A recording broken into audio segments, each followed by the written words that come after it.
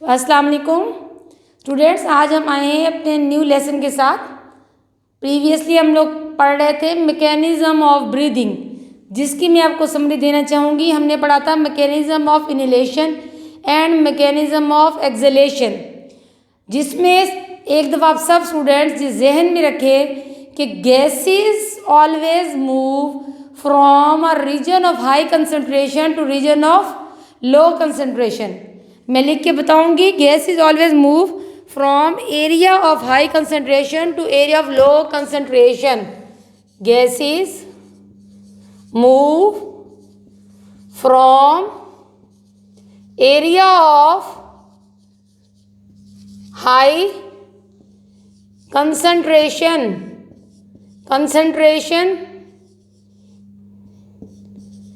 from area of high concentration to low concentration। ठीक है बेटा, ये जहन में रखिए। गैसेस हाई कंसंट्रेशन से या हाई प्रेशर से लो प्रेशर की तरफ आती हैं। देख ले सब लोग दोबारा। इसी मैकेनिज्म की बेस पे आपको बताया था इनहेलेशन और एक्सहेलेशन।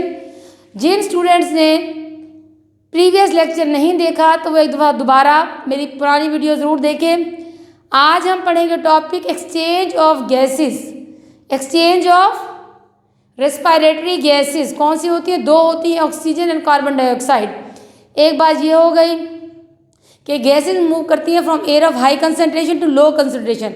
दूसरी बात ये हो गई, जो एयर हमारे अंदर एंटर होती है वो कभी उसमें सिर्फ ऑक्सीजन नहीं होती। Air is a mixture of different gases. Air is a mixture of 3 gases. मैं दोबारा लिख के आपको बताना चाहूँगी बेटा, आप लोग नोट डाउन कर लें सब लोग। एयर किस चीज़ का मिक्सचर है? किन गैसेस का? Oxygen, O2, CO2 and nitrogen. Oxygen की जो परसेंटेज है एयर में वो है 21%। CO2 माइल्ड सी माइन्यूट क्वांटिटी में होती है 0.03%। और नाइट्रोजन जो होती है ये 79% एयर में होती है, जो इनहेल या एक्सहेल करते हैं, अंदर ले जाते हैं या बाहर निकालते हैं। ओके, क्लियर बेटा? ये आप लोग पिक बना लें, देख लें, समझ लें दोबारा से। दो बातें होगी, एयर मूव करती है air of high concentration to air of low concentration. Air mixture है डिफरेंट गैसेस का। जब हम एयर अंदर ले जाते इनहेल करते हैं तो उसके साथ ये गैसेस हमारी बॉडी में एंटर होती हैं।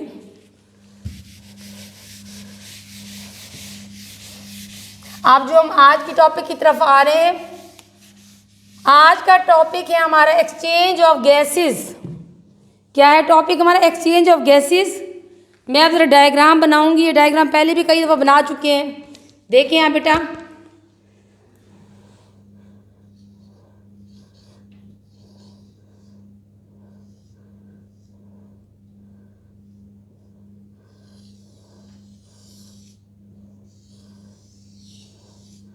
ये रेस्पिरेटरी ट्रैक्ट में ड्रॉ की है। ये जो स्ट्रक्चर इन्हें हम लंग्स कहते हैं।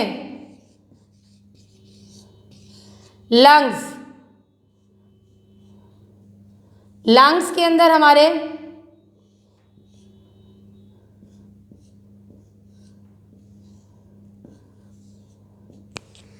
एल्वियोलाई मौजूद होते हैं। लंग्स के टर्मिनल पार्ट में आखिरी हिस्से में ये लंग्स एल्वियोलाई हैं। एल्वियोलाई, ठीक है बेटा। रेस्पिरेटरी ट्रैक्ट है, लंग्स है। लंग्स के अंदर जो लंग्स का आखिरी हिस्सा है वो है एल्वियोलाई, जहाँ एक्सचेंज ऑफ गैसेस हो रही होती है। अब देखिए, मैं एक और स्ट्रक्चर ड्रॉ करती हूँ, आपको बताती हूँ।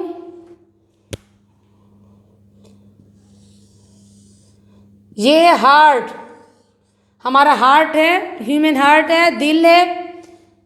जो बॉडी का डीऑक्सीजनेटेड ब्लड होता है, गंदा खून, जिसमें CO2 की कंसंट्रेशन ज़्यादा होती है। CO2 की मिकदार ज़्यादा होगी, ऑक्सीजन कम होगी, उसे हम कहते हैं डीऑक्सीजनेटेड ब्लड। वो डिफरेंट पार्ट्स ऑफ बॉडी से कहाँ आता है? हमारे दिल में आता है, हार्ट में आ रहा है। मैं ड्रॉ करके आपको दिखा रही हूँ बेटा। गौर करें, फोकस करें।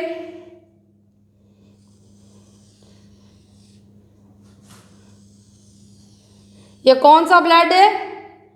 डीऑक्सीजनेटेड,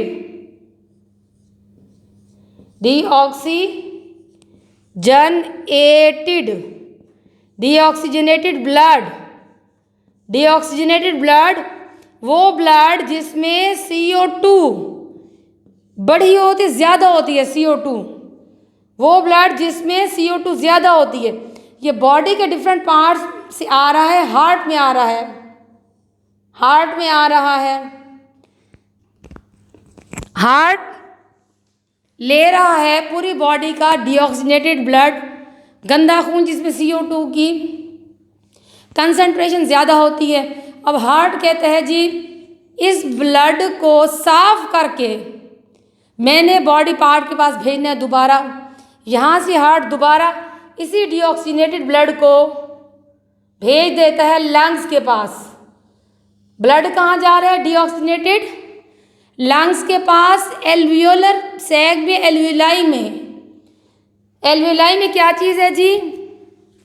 मैं ज़रा ये इरेज करने लगी हूँ, सिंपल एल्वियोलाई का ही स्ट्रक्चर ड्रॉ करती हूँ। ये समझ लें हमारे एल्वियोलाई हैं।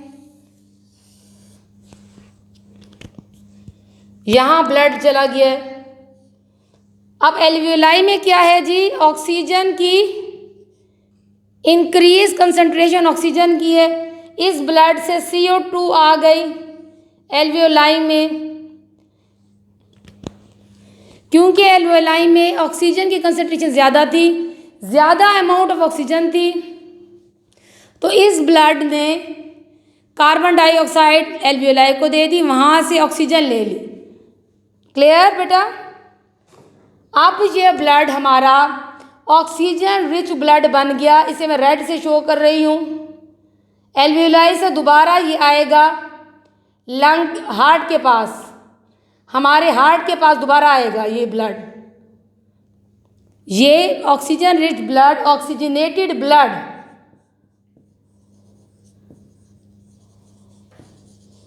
ऑक्सीजनेटेड ब्लड दोबारा लंग्स के पास आएगा, सॉरी हार्ट के, लंग्स से हार्ट के पास आएगा। डायरेक्टली एल्वियोलाई से बॉडी टिश्यूज में नहीं जाएगा, बल्कि दोबारा ऑक्सीजनेटेड ब्लड एल्वियोलाई से हमारे हार्ट के पास आएगा। अब हार्ट इस ब्लड को दोबारा हमारे, यहाँ मैं टिश्यू बना रही हूँ, बॉडी टिश्यू के पास भेजेगा। ये डीऑक्सीजनेटेड टिश्यू, डीऑक्सीजनेटेड टिश्यू जिसमें क्या है? डीऑक्सीजनेटेड टिश्यू में CO2 की अमाउंट ज़्यादा है, ऑक्सीजन कम है। अब हमारा ऑक्सीजनेटेड ब्लड आ रहा है इस डीऑक्सीजनेटेड टिश्यू में, यहाँ से आ रही है ऑक्सीजन, ऑक्सीजन एंटर हो रही है,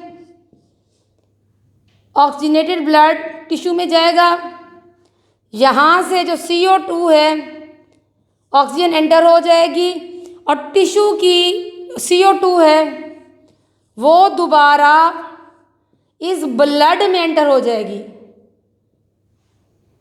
समझ आ गई बात बेटा? अब जब इस ब्लड में टिश्यू वाली CO2 दाखिल होगी तो ब्लड अगेन क्या हो जाएगा? डीऑक्सीजनेटेड। क्या ब्लड हो जाएगा? डीऑक्सीजनेटेड। अब यहाँ से ऑक्सीजन एंटर हुई, O2 इस टिश्यू में आई, यहाँ से CO2 ब्लड में एंटर हो गई, ब्लड दोबारा क्या बन गया? डीऑक्सीजनेटेड। डीऑक्सीजनेटेड ब्लड वो जिसमें ऑक्सीजन की कम अमाउंट है और CO2 की ज़्यादा अमाउंट है। अब जो हार्ट है, मैं दोबारा आपको बताऊंगी, हार्ट हमारी बॉडी का डीऑक्सीजनेटेड ब्लड ले रहा है, पूरी बॉडी से, बॉडी पार्ट से डीऑक्सीजनेटेड ब्लड, वो ब्लड जिसमें CO2 की कंसंट्रेशन ज़्यादा है, हार्ट में आ रहा है। और हार्ट इस ब्लड को भेज रहा है हमारे लंग में। लंग के कौन से हिस्से में? एल्वियोलाई में, जहाँ ऑक्सीजन की कंसंट्रेशन ज़्यादा है और CO2 की कंसंट्रेशन कम है। यहाँ से जी CO2 एंटर हुआ हार्ट में, हार्ट दोबारा भेज रहा लंग में। ये ब्लड जैसे जाता है तो एल्वियोलाई से ऑक्सीजन खींच लेता है, CO2 से दे देता है। क्लियर बेटा? अब जो वो ब्लड जिसने ऑक्सीजन ले ली एल्वियोलाई से और अपनी गंदी गैस CO2 दे दी, वो दोबारा हार्ट में आएगा और हार्ट ही पंप करेगा उस ऑक्सीजनेटेड ब्लड को बॉडी पार्ट्स में। ठीक है, फिर बॉडी पार्ट से दोबारा ऑक्सीजन जो ऑक्सीजनेटेड ब्लड से बॉडी पार्ट में एंटर हो जाएगी और CO2 ब्लड में एंटर हो जाएगी। यहाँ तक स्टूडेंट्स क्लियर होगा? अब मैं आपको आगे समझाऊंगी। ये मैं इरेज करने लगी हूँ।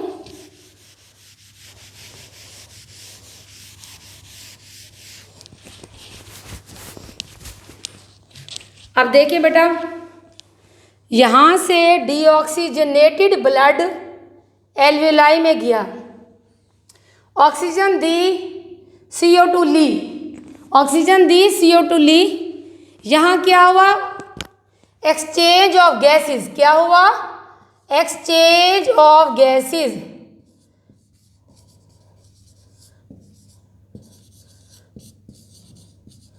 क्या हुआ बेटा? Exchange of gases between blood and alveoli, between blood and alveoli.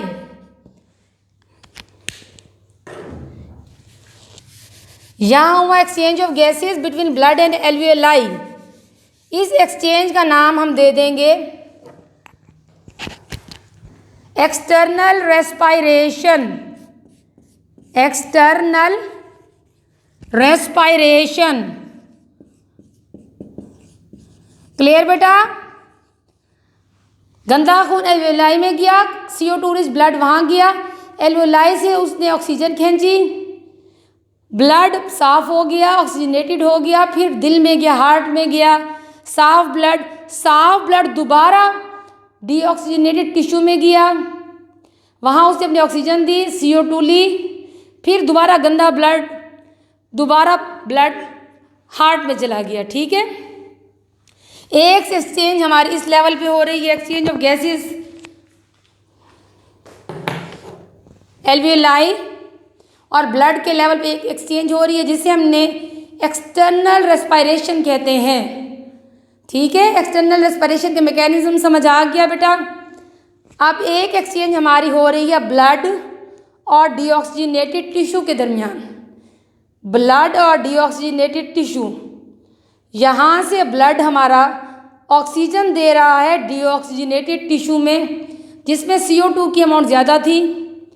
इस डीऑक्सीजनेटेड टिश्यू से CO2 फिर ब्लड में दाखिल हो रही है, जिसे डीऑक्सीजनेटेड कर रही है।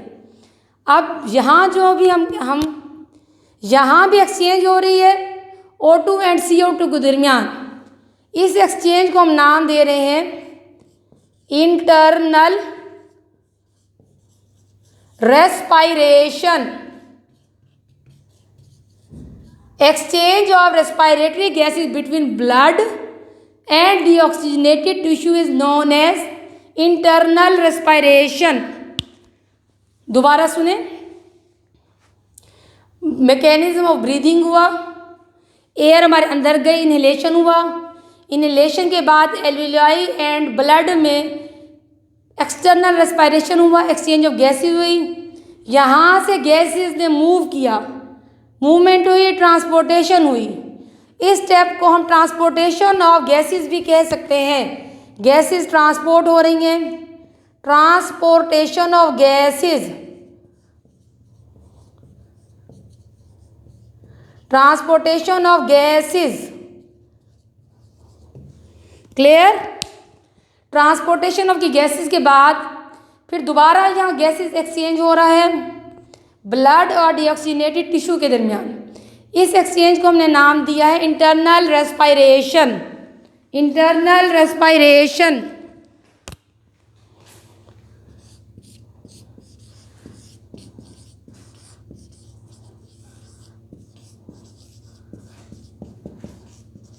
क्लियर बेटा।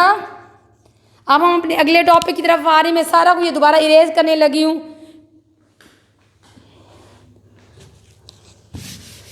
अब हम पढ़ेंगे नेक्स्ट टॉपिक, जो हमारा लास्ट टॉपिक है। दोबारा आप लोग लेक्चर्स को बार बार सुने, बहुत आसान है, कोई मुश्किल नहीं है, कॉन्सेप्ट बिल्कुल क्लियर हो जाएगा बेटा आपका। अब है जी, हम कंसंट्रेशन ऑफ एयर कैसे मेजर करते हैं।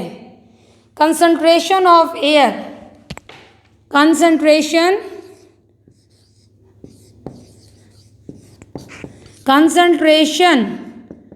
of air is measured in pressure। Concentration हवा की कैसे मेजर की जाती है, प्रेशर में। ठीक है, ये आपको पहले बता चुकी हूँ कि कोई भी गैस किसी जगह पे अकेली नहीं होती, वो मिक्सचर होता है गैसेस का। एयर को ले लें, एयर मिक्सचर है 3 गैसेस का, ऑक्सीजन, CO2 एंड नाइट्रोजन। इसीलिए हम कहते हैं